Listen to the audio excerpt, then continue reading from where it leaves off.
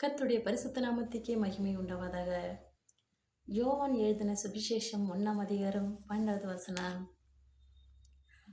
அவர்களுடைய நாமத்தின் மேல் விசுவாசம் உள்ளவர்களாய் அவரை ஏற்றுக்கொண்டவர்கள் எத்தனை பேர்களோ அத்தனை பேர்களுக்கும் தேவனுடைய பிள்ளைகளாக்கும்படி அவர்களுக்கு அதிகாரம் கொடுத்தார் நம் தேவனுடைய கர்த்தர்.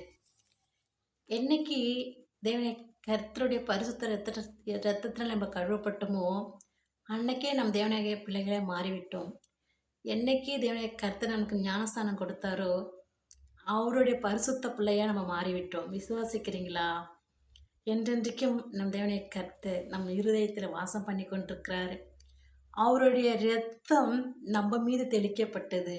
கல்வாரி சிலுவையில் நமக்காக சிந்தப்பட்டார் பார்த்தீங்களா? அந்த ரத்தம் அது நம்மளை தொட்டு பரிசுத்தமாக்கியிருக்குது. அந்த அபிஷேகத்தை விட்டு விடாதீர்கள். சரிங்களா? விசுவாசமாக சொல்லுங்கள். தேவனை கர்த்தருடைய ரத்தம் நம்ம மீது இறங்கி வல்லமையான ரத்தம் நம்ம மீது இருக்குது.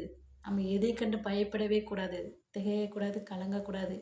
எந்த வியாதியே வந்தாலும் இயேசு கிறிஸ்து ரத்தத்தினால சகல பாவங்களையும் கழுவி சுத்திகரிக்கப்படும்.